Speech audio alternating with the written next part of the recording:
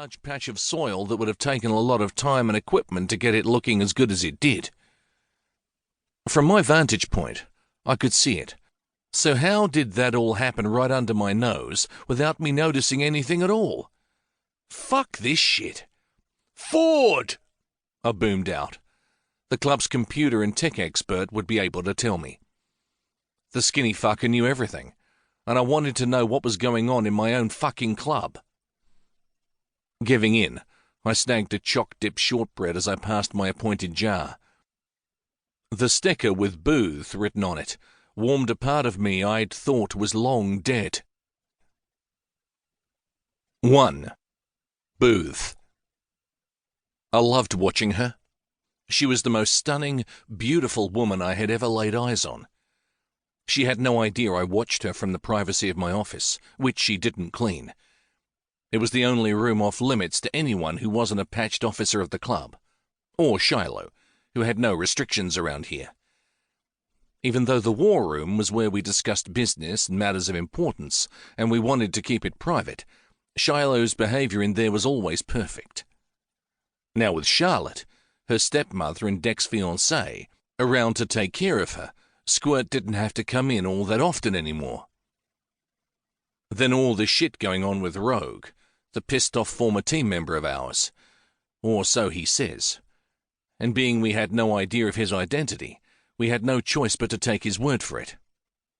Ford was doing all he could to try to get that shit figured out, but without a proper or legal security clearance, he couldn't check the files of the other snipers that had worked with us over in Afghanistan. If we could get our hands on those, things would go a lot faster. But we refused to play under the radar of the law. I wouldn't allow it.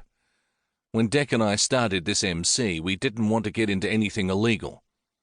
Our businesses were all above board and in line with the proper authorities. It was how we were, and I made no apologies for it. My father had played in the dark shadows of the law, and he gave my mother nothing but grief and despair my whole childhood. She was always bailing him out of some sort of trouble. Once he left the army, his personality just changed, and he either owed money to a bookie or the local pub for his beer tab. My mother worked her fingers to the bone for that piece of shit. The years she gave him, the punches to the face she took for me when I was a small kid. Fucking coward. I found it deplorable that a man, especially a man who wore the uniform of a commando, would hit a defenseless woman for doing something that was instinctual like protecting her child. But I got mine. A smile played on my lips at the memory, but I quickly pushed it away. No way was I going to go back there, not with the image of the beautiful woman on the security monitors in front of me. I would much rather get lost in her than in the ugliness that was my father. Looking at Stella, I ran my fingers over the image of her face as she stood in the kitchen, laughing at something Shiloh and Teach were saying to her. Stella had the most gorgeous smile. Seriously, it lit up her pretty heart-shaped face. Fuck, she was amazing. I watched as she took a grape from Shiloh and popped it in her mouth. When her pink tongue darted out and licked those lips, I groaned. Oh, fuck me. The things I want that tongue to do to me. I had been in a constant state of arousal since the first time I saw her standing in my kitchen. I remembered how crazy it made me not knowing who had been doing all the washing, cleaning, and cooking around the club. 6 weeks ago, I finally walked in on her and caught her in the act.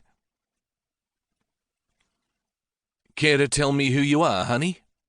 I asked the stunning blonde standing in my kitchen.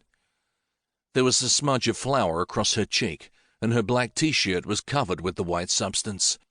Her breasts were a decent size, more than a handful. Fucking perfect, in my opinion. I watched her jump slightly at my voice, and then I saw them. Her nipples peeked under her black shirt. Hard bullets. Fuck yes. Oh, hello, I'm allowed to be here, I have permission. Her soft voice penetrated right into my cold heart. Oh, no way. Honey, my name is Booth. I'm the president of this club, and I ain't...